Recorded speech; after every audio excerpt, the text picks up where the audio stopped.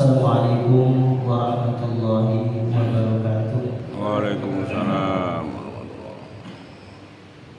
A'udzu billahi minasyaitonir rajim. Bismillahirrahmanirrahim.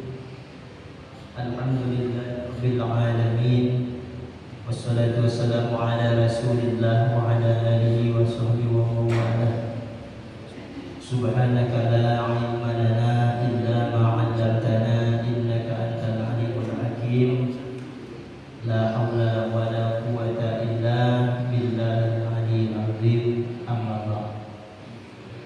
Para alim wal ulama, punyai ustaz dan ustazah, khusus pengurus takmir Masjid As-Sakinah yang dimuliakan oleh Allah, Bapak Ibu yang saya hormati, alhamdulillah, summa alhamdulillah, puja dan puji syukur kita panjatkan kehadirat Allah Azza wa Jalla.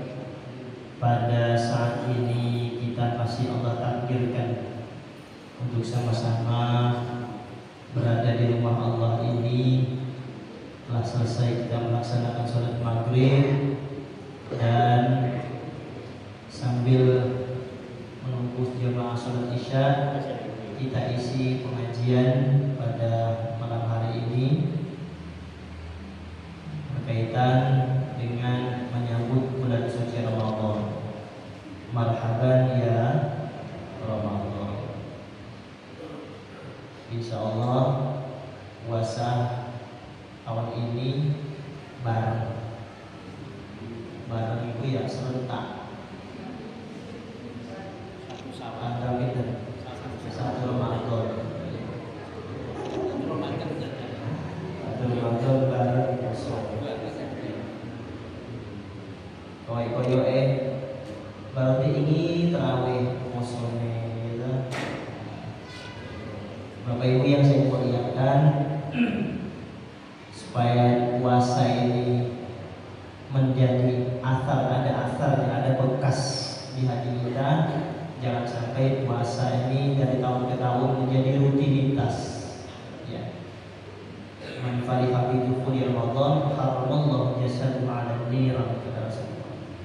Jadi bagi orang yang senang dengan adanya bulan Ramadan, gembira, senang, perasaannya enak, hawanya gitu ya, sehingga hatinya menjadi sejuk, maka Allah jamin, Allah haramkan jasadnya masuk neraka.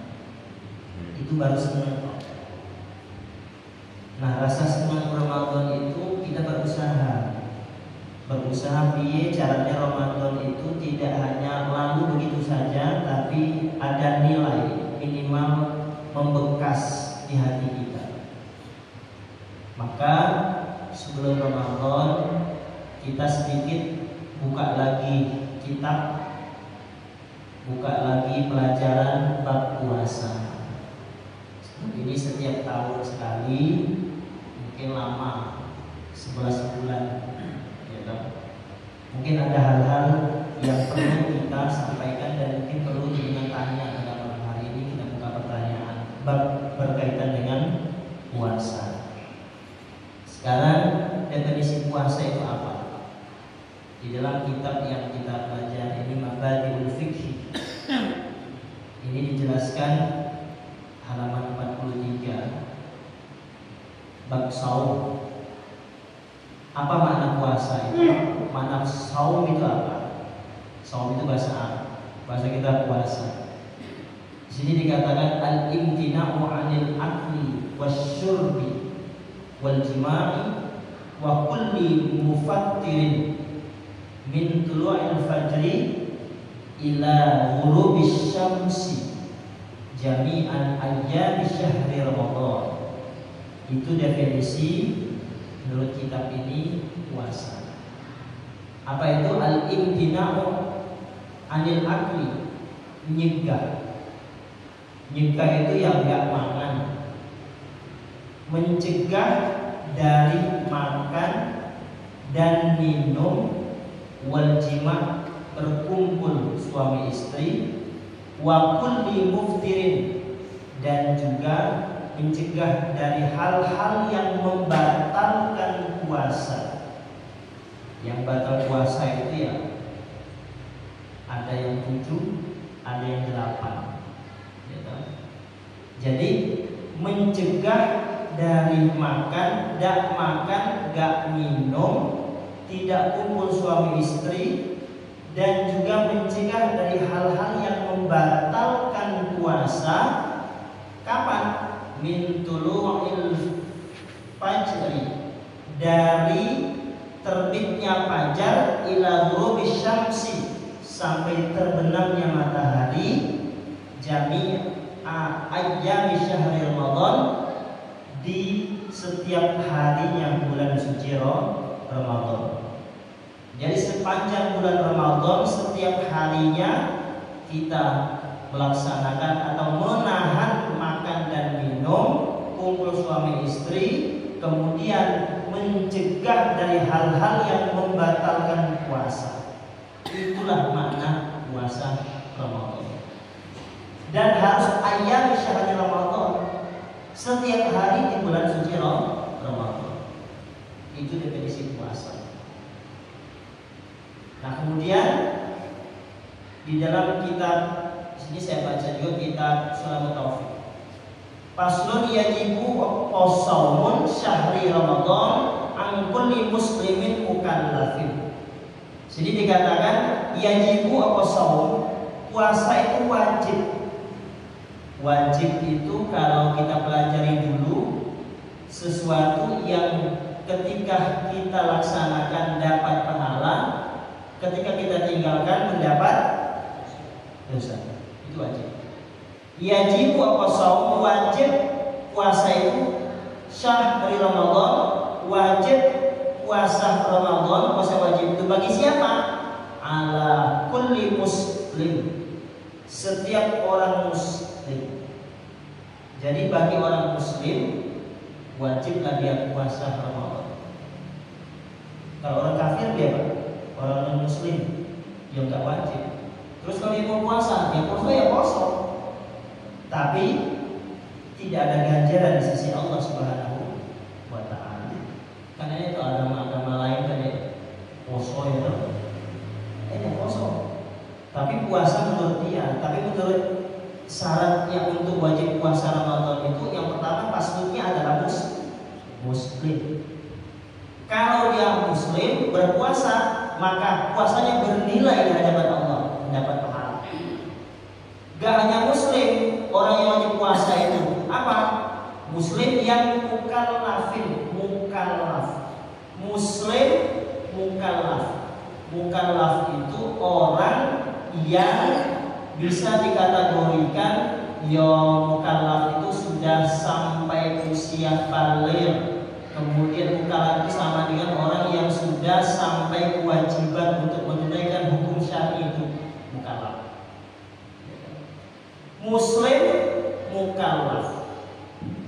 Jadi itu diantara yang wajib puasa. Nanti di bawahnya dijelaskan lagi. Oleh karena itu di sini dikatakan lagi wala yasihu min haidin wan nifasin. Jadi wala yasihu dan enggak wajib berpuasa atau wala yasihu dan tidak sah puasa min haidin bagi orang haid. Jadi ibu-ibu yang haid itu enggak wajib puasa. Wan nifas, kemudian nifas, ya, wajibu alaihima apa qadau. Jadi bagi ibu-ibu yang haid dan nifas itu nanti wajib mengqadoni puasanya. Kemudian selanjutnya di sini dikatakan gak hanya perempuan yang haid dan nifas saja yang tidak sah puasanya. Kemudian di sini dijelaskan wayajuzu ini diperbolehkan. Boleh. Apa boleh? Wayajuzu apa fitru. Boleh tidak berpuasa. Sebab puasa ini sangat sama dengan sholat. Sudah kita jelaskan kemarin. Kalau sholat itu tidak ada rukhsah sama sekali. Apakah dia sehat, sakit, dalam perjalanan, Kalau nama sholat itu nggak ada rukhsah, nggak boleh atau tidak sholat nggak apa-apa, mau dalam perjalanan nggak apa. Sehat sakit dalam perjalanan, sholat tetap wajib dilaksanakan. Nah ini tingginya derajatnya sholat ini. Berbeda dengan puasa. Puasa ini ada pengecualian. Makanya kalau puasa ini waya juzu gak apa-apa kalau kamu gak berpuasa. Bagi siapa? Li musafirin, bagi orang yang berpergian. Berpergian kemana? Berpergian yang safar qasrin, yang berpergian itu jarak tempuhnya perjalanan dia pergi itu bisa mengqasar sholat. Jadi kira-kira perjalanan 85 km. Dari sini ke Surabaya berapa kilo? Sudah bisa ngosor sholat. Berarti kalau dari Kediri ke Surabaya perjalanan kita bisa ngosor ke sholat, maka waya juzu diperbolehkan kalau kita nggak puasa. Itu yang pertama. Ingat kata-kata ini waya juzu ini diperbolehkan, ya diperbolehkan. Tapi kalau dia kuat, ini waya juzu. Kalau dia kuat, lebih baik puasa. Tapi kuat dan tidak, karena ini ada rukhsah, ada keringanan bagi orang yang dalam perjalanan. Umpamanya kuat poso, karena dia mau sini ke Surabaya, dia nggak poso, dia nggak mau. Ya juzu. Tapi ada lagi pendapat, itu pendapat yang pertama. Ada dua pendapat juga. Nah, bisa mengkosor sholat, bisa tidak puasa itu perjalanan, bisa mengkosor di sholat. Kemudian juga waya juzu juga diperbolehkan nggak berpuasa bagi siapa? Wali maridin, bagi orang yang sakit. Orang sakit. Kalau orang sakit ini ada dua macam, Pak. Sakit yang permanen. Sakit permanen itu sakit yang tidak ada harapan untuk sembuh. Sakit berbeda dengan usia tua ya. Kalau sakit ini kan yang pertama ada harapan untuk sembuh, yang kedua tidak ada harapan lagi untuk sembuh. Sakit apa kira-kira yang contohnya Pak? Kira-kira sakit yang tidak ada harapan untuk sembuh.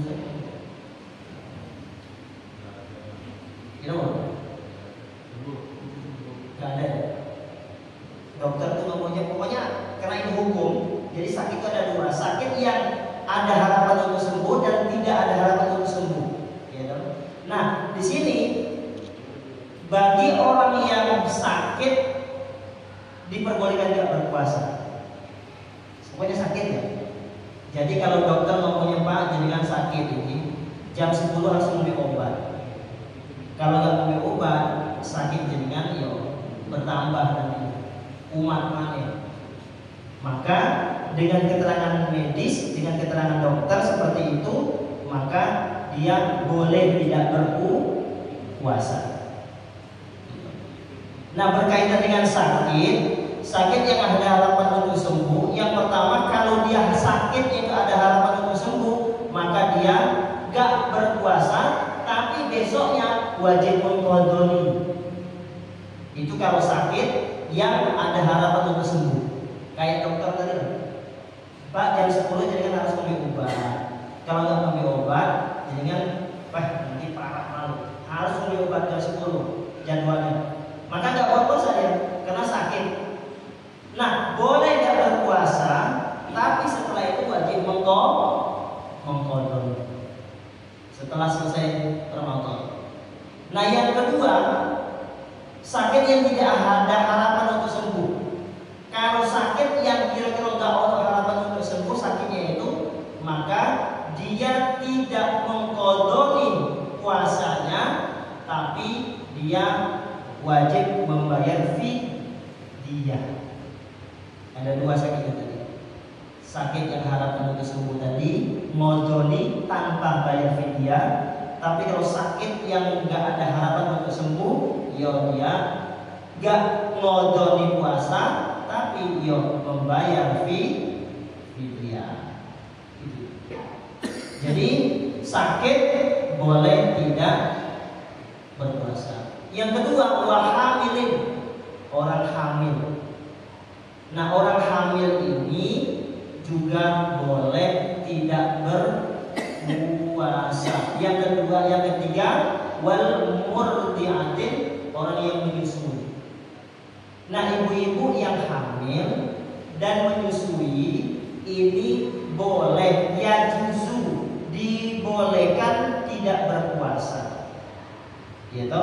Kalau memang ada tamsilan di sini ada beberapa pembahasan. Kalau ibu hamil dan menyusui, kalau memang kekhawatiran yang dia alami itu takut, khawatir akan dirinya sendiri akan mendapat penyakit, umumnya hamil, dia boleh gak berpuasa ibu yang hamil? Kalau memang khawatir akan ada mudarat pada dirinya ketika dia hamil kemudian berpuasa, maka posisi seperti itu, ibu yang seperti itu boleh tidak berpuasa, nanti setelah itu mengkodoni puasanya. Itu bagi ibu yang hamil atau menyusui yang khawatir akan dirinya sendiri akan dapat bahaya. Yang kedua, khawatir dirinya sendiri atau bayinya.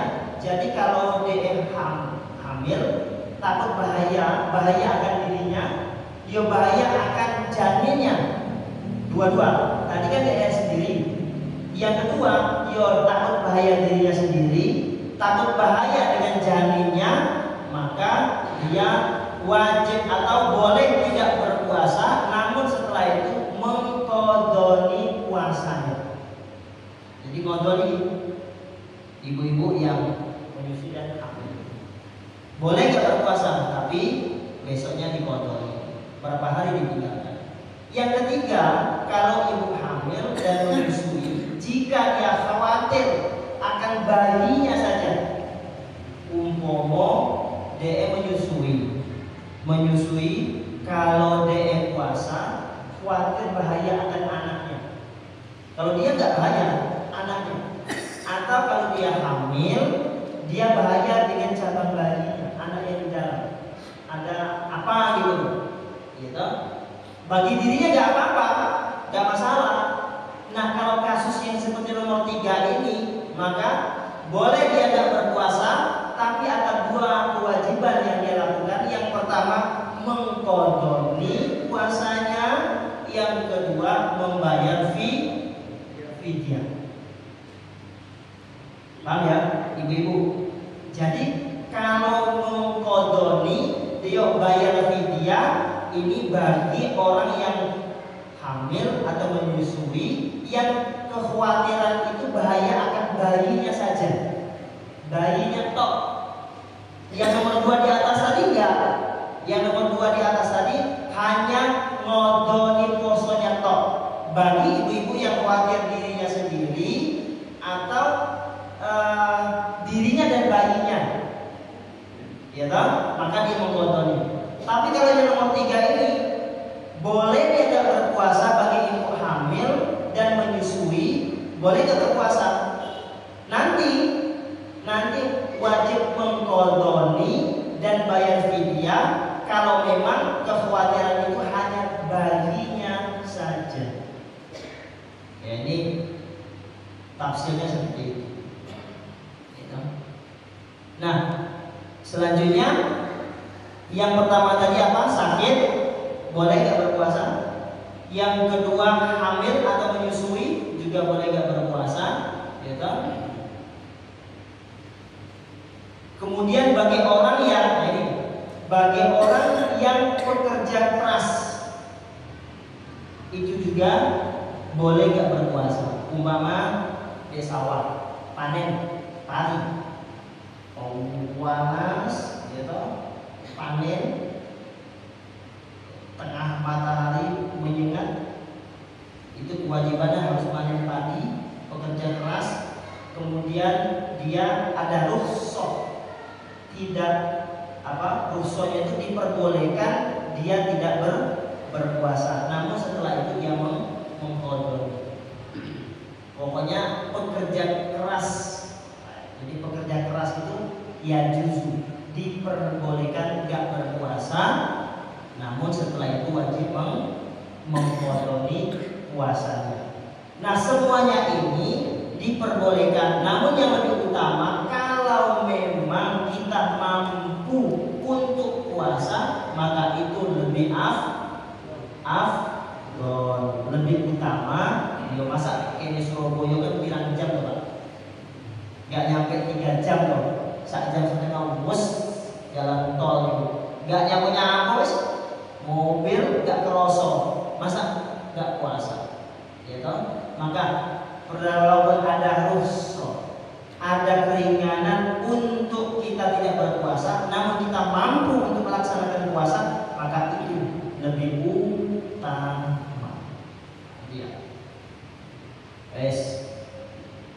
Kemudian hal-hal yang membatalkan puasa apa saja? Di sini dijelaskan yang membatalkan puasa itu ada 8, ada 8.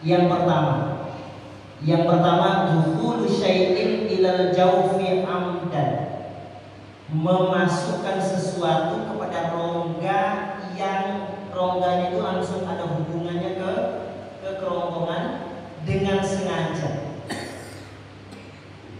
Memasukkan sesuatu yang ada hubungannya langsung dengan kerongkongan dengan sengaja, maka itu batal puasanya.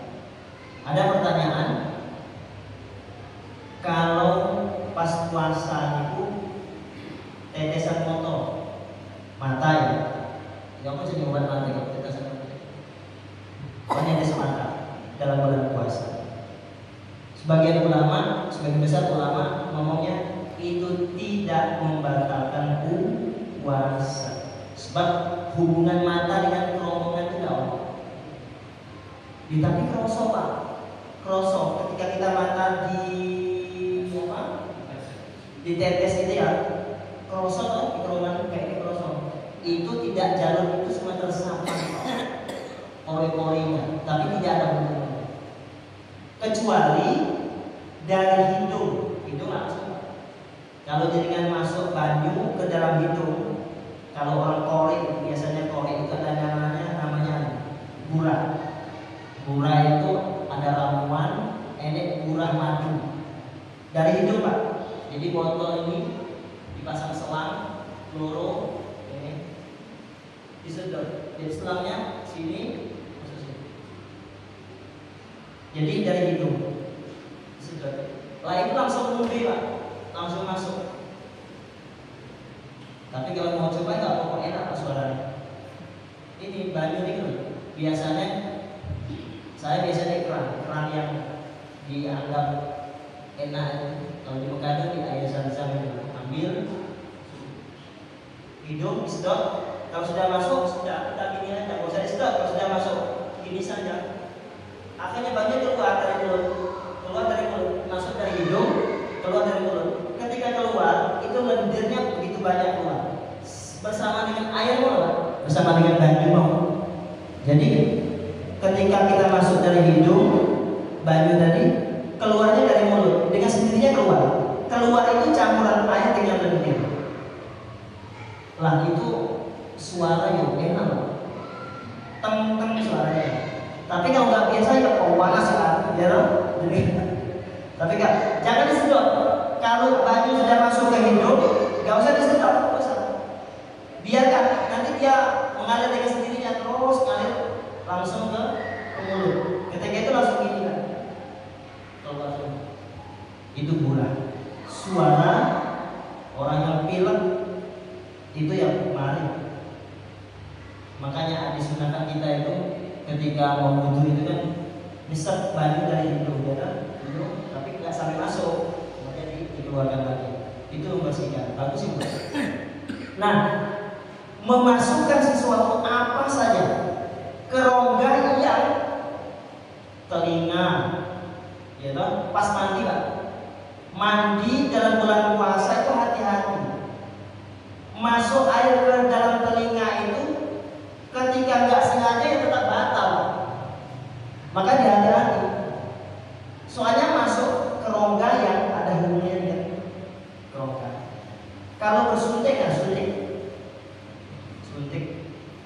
Batal nggak? Nggak batal. Soalnya nggak ada kaitannya dengan zina. Merokok batal nggak? Iya batal. Membuat langsung ke omongan. Baik. Jadi yang pertama yang membatalkan puasa itu adalah dukhul syai'in ilal jawfi amdan dengan sengaja. Yang kedua at-taqyu amdan, muntah dengan sengaja. Makanya kita pakai mobil, pakai bis niku, bis Surabaya, pas di mobil ternyata nggak pernah awal langsung muntah. Nah muntah mobil nggak apa-apa, nggak disengaja. Masuk muntah disengaja itu muntah yang kira-kira ya disengaja, kalau dia pokok mulanya ya pokoknya langsung buat disengaja, maka batal puasa. Yang ketiga wal haidul haid, yang keempat nifas, yang kelima inzalul mani amdan, mengeluarkan mani dengan sengaja di siang hari bulan suci Ramadan. Ini tidak ini yang membatalkan puasa dengan sengaja. Umpamanya keluar mani nggak sengaja, mimpi umpamanya, ya nggak puasa, nggak masalah. Yang keenam adalah al-jima'u amdan, jima dengan sengaja. Berarti jima disengaja ini batal puasa. Oh jima nggak sengaja, nggak batal puasa. Apa ini loh? Ini Pak? Yo ono Pak. Jadi jima hubungan suami istri di bulan puasa dengan sengaja batal puasa. Gak hanya batal puasa tapi membayar denda. Ya, kemudian kalau jima di bulan puasa gak sengaja, gak batal puasa. Tapi pertanyaannya kok ya ono toh, ya kan? Ya ono. Contoh. Si pulang itu biasa, pokoknya rutin pulang kantor kangen karo bojone. Rutin ceningan rutin tiap hari rutin gitu. Umpama, ini kan contoh ya.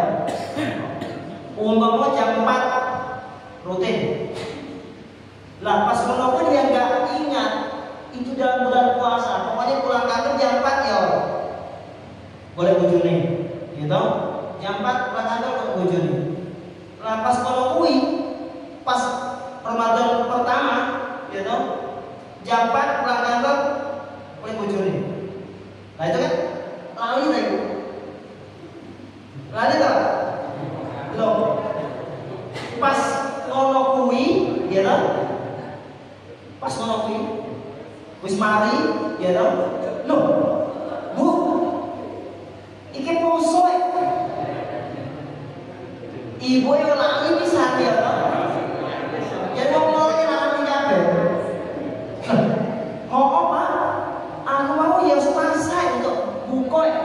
Terus piye to Bu? Lali. Oh kabar ini ya puasa.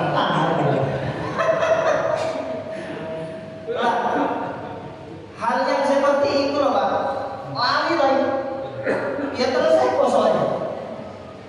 Yo rezeki kumpul, yo poso gak batal. Itu namanya jamu lali. Kalau disengaja, yo batal. Gak sengaja yang kasus yang saya ceritakan mau, yo gak batal. Tapi yo ono to Pak, yo ono kuwi. Lah jenenge hukum dong. Hukum ya ono ae. Iya ono. Nah tapi bagi awak dia gak mungkin gitu. Gak mungkin lah. Oh kalau mau masa gagasan membela, gak mungkin lah. Wes, itu yang ke-6. Yang ke-7 ad-riddatu murtad. Ketika dia puasa Ramadan pas jam 5 dia murtad. Murtad itu yang piye pokoknya murtad. Murtad itu keluar dari Islam atau dia enggak ngaku nih iki mosok seluruh Allah itu enggak adil pokoknya Allah. Itu secara majazi dia sudah murtad. Maka batal seketika itu puasanya.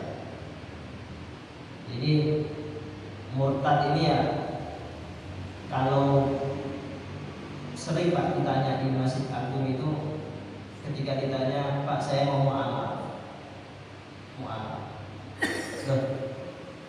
Sekarang agama apa? Kristen. Dulu Islam. Nah ini masalahnya. Dulu Islam, sudah berapa tahun Kristennya? Anak saya sudah 2 Pak.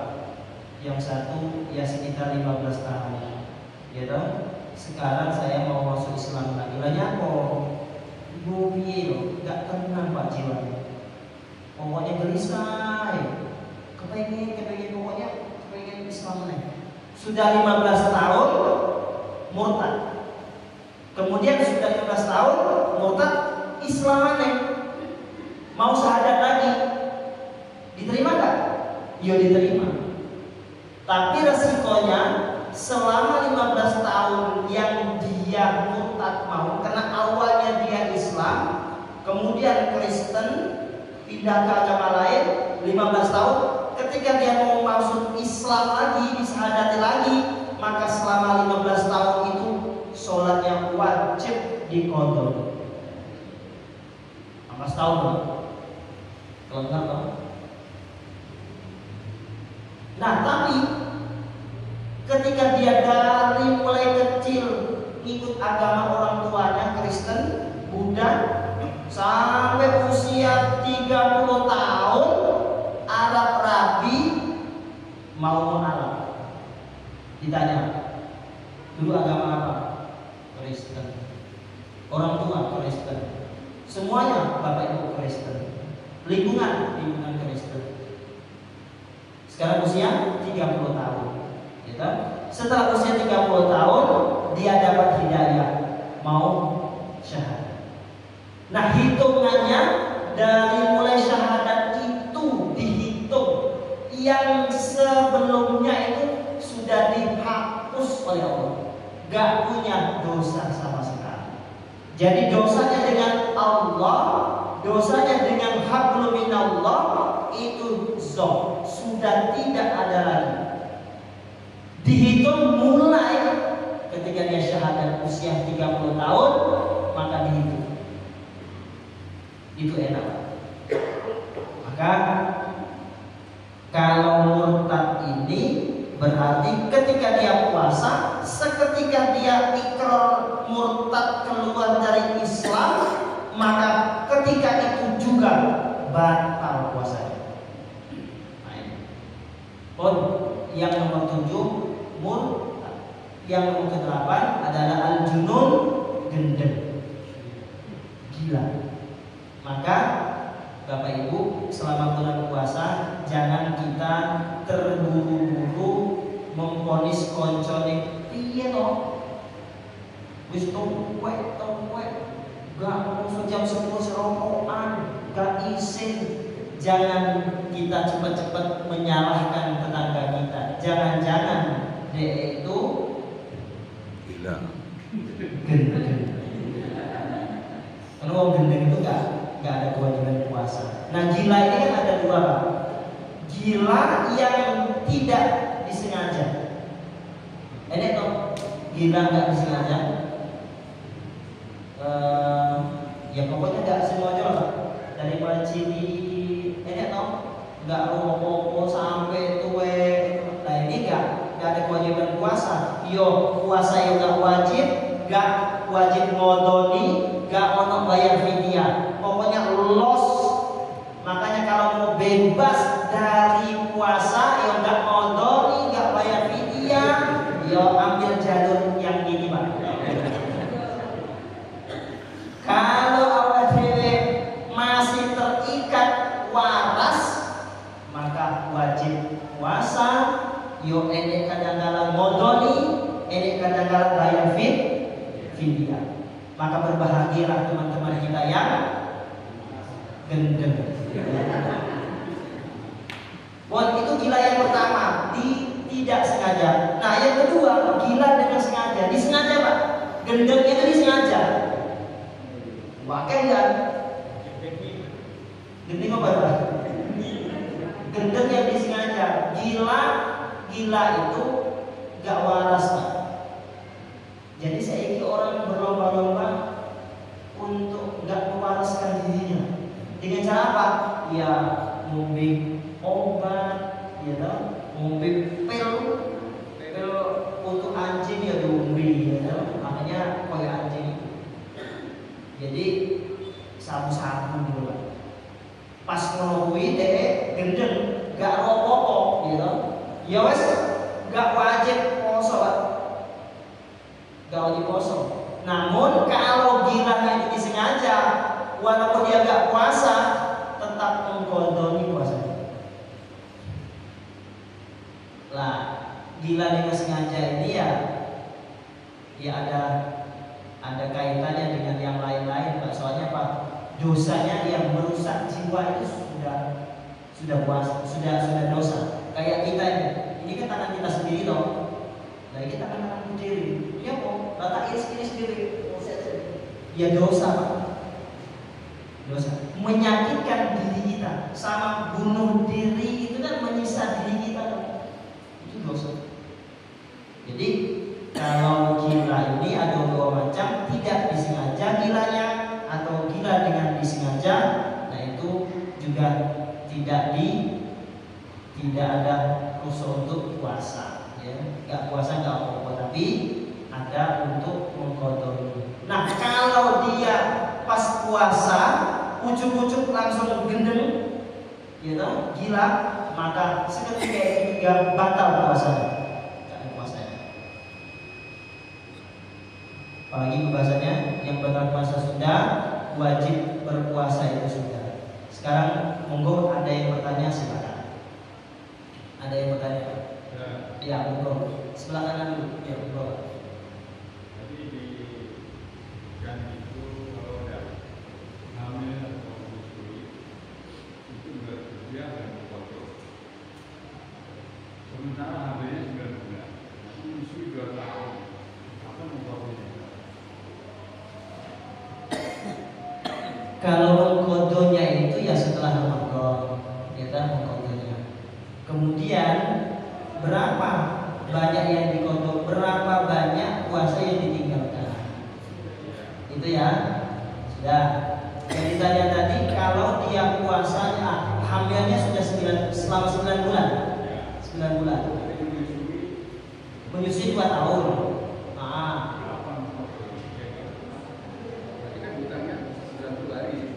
Apa? Utangnya kan 90 hari.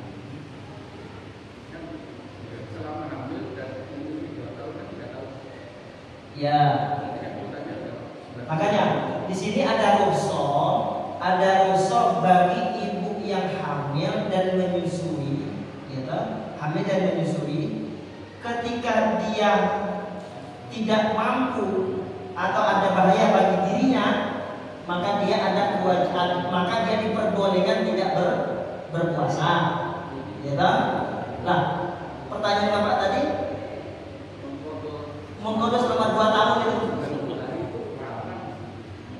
Intinya kalau memang selama 1 bulan penuh dia tidak berpuasa, ya selama 1 bulan penuh berarti dia mengkodok puasanya 1 bulan penuh itu 30 hari di luar bulan Ramadan. Ini seperti itu ya. Kapan kodonya? Waktu mengkodok itu ya setelah Ramadan, baru menyusui 2 tahun. Ya setelah itu hamil lagi.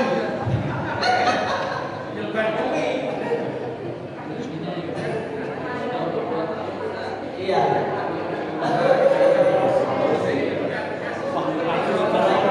Masa pertanyaan kapan kodoknya? Bang kodoknya mengenai.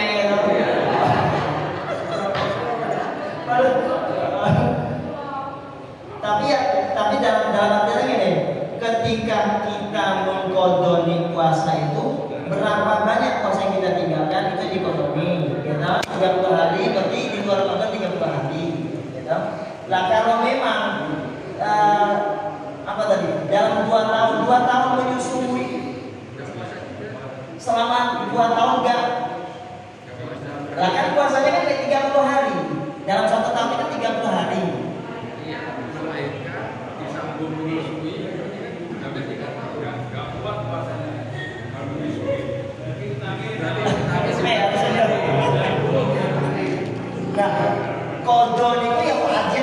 difoto Pak, tetap wajib hutang itu tetap dibayar. Iya. Apa nggak ada solusi agama kita ini? Kalau video aja nggak cukup. Oh, nanti kita cari jawaban yang tepat ya. Tapi yang jelas saat ini jawabannya kapan mengkodenya puasanya di luar bulan puasa. Kemudian berapa banyak ya sebanyak dia yang meninggalkan puasa itu selama Ramadan. Umumnya 30 hari, berarti di luar Ramadan kodenya 30 hari. Ya, sementara seperti itu jawabannya. Kalau mau kode rosonya gimana? Maunya puasanya enggak, nanti kodenya enggak, atau kita harus seperti itu.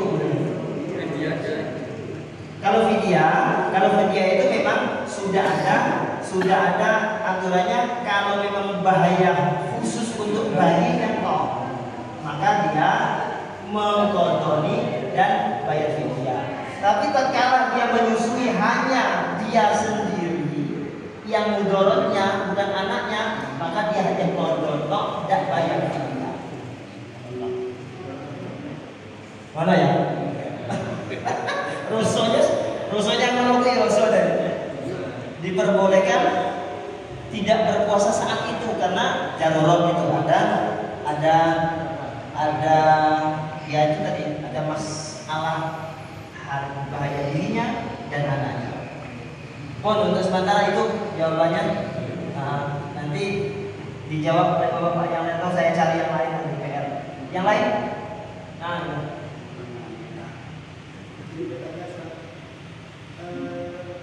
Salah satu dari yang mengatakan puasa kan salah satu ini. Iya.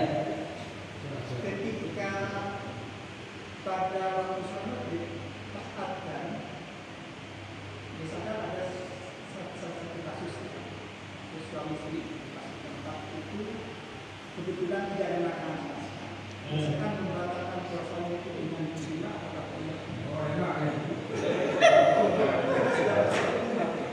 iya, enak ini. Buku enak ini. Buku enak, Bu, Ibu.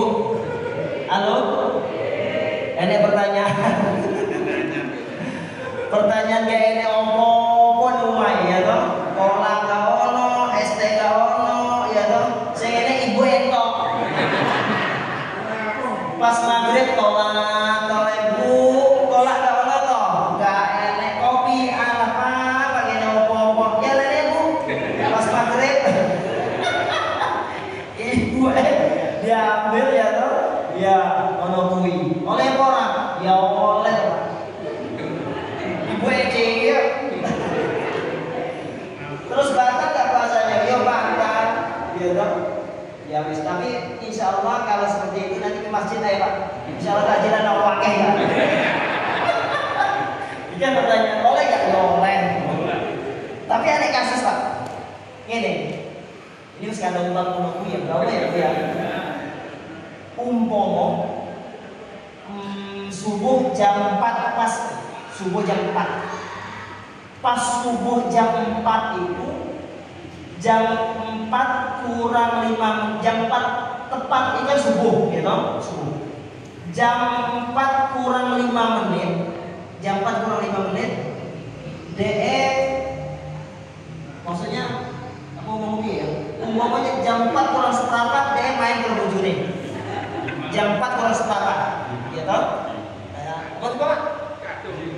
Jima wis ngomong wabor. Jam 4 kurang seperempat main ke ibu. Pas jam 4 kurang 5 menit gitu, masjid imsak, namanya masjid ya. Imsak gitu. Jam 4 kurang 5 menit. Masih 5 menit. Akhirnya leret, kena masih imsak. Selesai toh? Baru ke jam 4 tang duduk. Apa namanya? Adzan subuh gitu. Bar adzan subuh kira-kira tani bapak yang betul apa betul mani mau nggak betul aja lah betunya itu setelah subuh Pak, mainnya sebelum subuh mainnya inzalnya betunya yang bapak itu subuh Apa yo enek to? Apa enek lho. Lha iku piye kasus ngono kuwi? Piye Bu? Jawabannya yo gak rata. Soalnya apa? Mainnya baru sebelum subuh, ya tuh wis selesai. Lah metune wis ada baru metu ya toh. Ya metunya gak disengaja ngono kuwi. Nah berarti posonya tetap sah terus poso. Lah nek Ibu punya terus piye Pak urung adus piye monya? Aku poso ya gak apa-apa. Adus itu sesuatu yang untuk membuka keran kita supaya sah sholat. Tapi kalau puasa ya nggak apa-apa sih. Ya engkau ya kerja jam piro ya nggak adus nggak apa-apa. Tapi kalau nggak adus ya nggak salah subuh gitu loh masalahnya. Tapi kalau dia urung adus ya tuh ya posonya ya tetap sah gitu loh. Itu ya banyak oleh Mas tapi nggak apa-apa lah. Nanti nggak usah menungguin masjid tak jelas ya.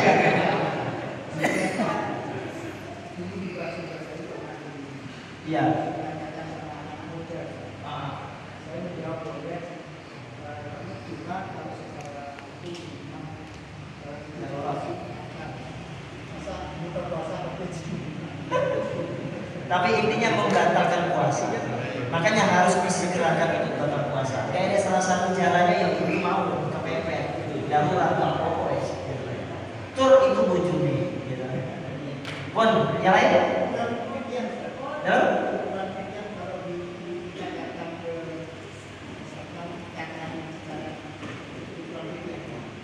Fidyah, fidyah ya, bayar fidyah itu di situ ada. Kalau kita diterapkan yang di sana itu ada suatu masjid menerapkan begini.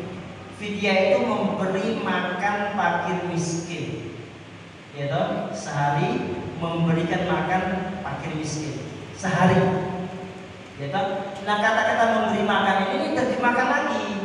Memberi makan itu makan itu kan enek nasinya, enek lauknya, ya toh, enek sambal, enek es teh, ya toh, memberi makan. Maka orang itu dikalkulasikan kalau membayar fidyah itu sehari itu dia berapa kali makan. Ukuran yang membayar fidyah. Ukuran kita yang membayar fidyah ukurannya bukan orang yang lain. Kita makan berapa kali sehari? Umumnya sehari makan 3 kali. Maka dikalkulasi 1 kali makan itu berapa? Habis kita makan. Umumnya 1 kali makan 10.000. Berarti membayar fidyah kita dikali 10.000 dikali 3 kali. Sehari kan 3 kali makan. Maka 1 hari kita mengeluarkan fidyah kalau diuangkan 30.000. Maka nggak podo antara yang membayar fidyah A, B, C berapa kali. Mungkin ini nggak cukup 10.000 sekali makan. Ada yang 25.000. Kalau 25.000 berarti 25 dikali 3. Berarti sehari dia membayar fidyah 25 dikali 3 berarti 75 sehari. Nah 30 hari berarti 75.000 dikali 30 hari. Itulah membayar fidyah. Itu takarannya membayar fidyah. Membayar makan, memberi makan.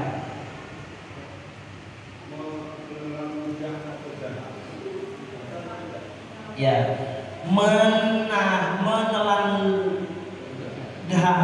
Ya. Menelan dahak niku, kalau dahak niku kita sudah sampai di tenggorokan, itu kan dahak itu sama dengan apa? Dahak itu yang kayak gitu sih, dahak apa yang air liur Pak? Lah itu diperbolehkan kita. Nah kalau memang itu terasa bisa untuk kita buang, maka kita telan itu bisa kita buang. Kemudian kita telan, batal puasanya. Dahak itu bisa kita buang. Kemudian gak kita buang, maka batal puasanya. Tapi lihat dahaknya. Dahak itu kalau air liur yang sedikit itu maaful Pak.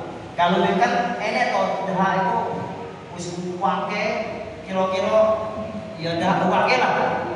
Apa untuk puasa yang mana dikuak, ditelan lagi banyak. Ya batal puasanya Pak. Tapi kalau sedikit-sedikit buat enggak, dimakfu lah. Tapi kalau memang kita was-was ya dibuang saja. Soalnya itu nanti khawatir untuk yang membatalkan puasa. Itu masalah dahak. Sekomat ya. Jadi, sambung jadi. Matur suwun sangat. Semoga apa yang kita sampaikan ini ada manfaatnya dan semoga perjalanan di puasa tahun ini lebih baik dari puasa kita yang tahun-tahun sebelumnya. Amin. Amin. Bismillahirrahmanirrahim. Allahumma taqabbal minna sholatana wa siyamana wa ruku'ana wa sujudana wa ta'budana wa taqassana wa tadarru'ana wa taksirana ya Allah. Amin. Ya Allah ya Allah ya Rahman Rahim. Walhamdulillahirabbil alamin. Amin. Assalamualaikum warahmatullahi wabarakatuh. Waalaikumsalam warahmatullahi wabarakatuh.